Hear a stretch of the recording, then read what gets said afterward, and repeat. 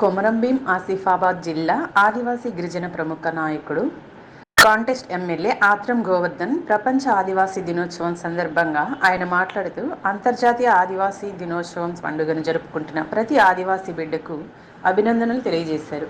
గతంలో ఆదివాసీ గిరిజన అభ్యుదయం అభివృద్ధికై ఏర్పాటైన ఐటీడీఏ, దాని అనుబంధ సంస్థలైన వీటీడీఏ అవ్వల కమిటీలను పునరుద్ధరించి గిరిజనుల అభివృద్ధికై పాటుపడాలని ప్రభుత్వాన్ని, ప్రజాప్రతినిధులను ఈ సందర్భంలో కోరడం జరిగింది.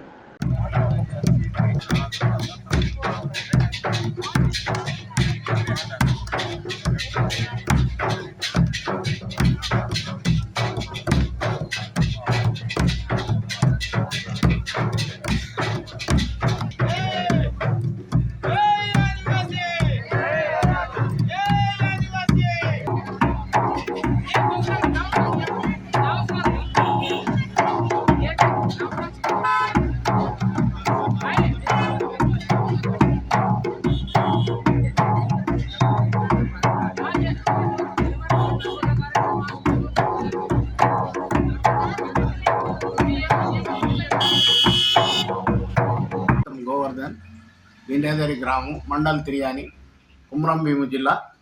ఏదైతే 1994 సంవత్సరంలో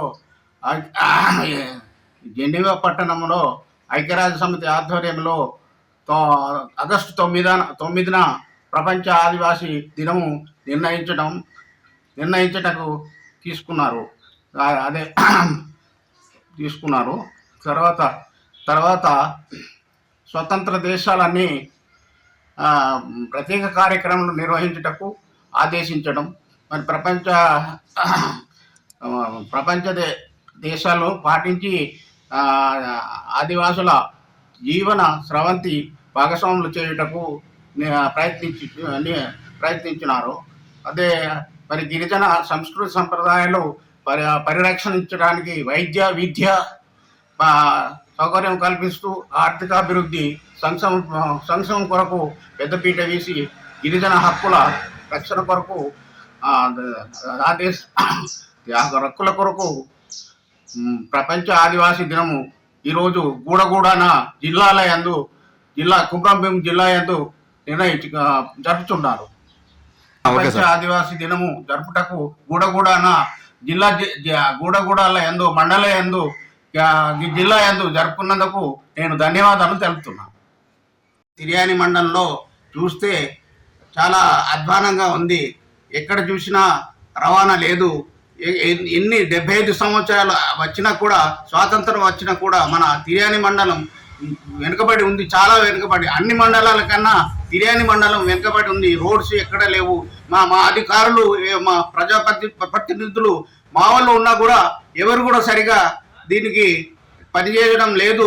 మరి ఇవి పాత రోడ్స్ ఏవైతే ఉన్నాయో అవి వాటిని మంజూరు చేయించి పునరుద్ధరించుకోవాలని వారిని నేను మనవి కోరుచున్నాను.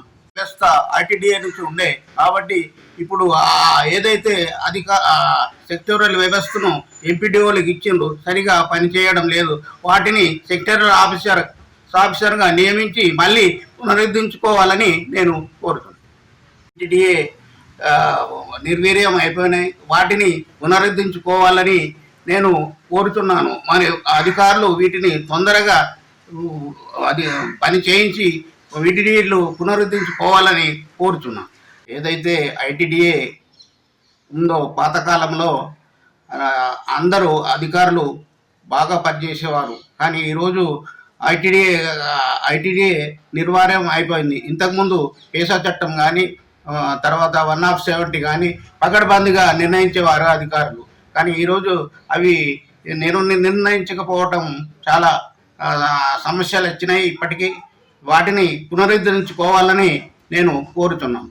తిరియాని మండలంలో ఎక్కడికి కూడా రోడ్లు సౌకర్యం సరిగా బాగలేదు.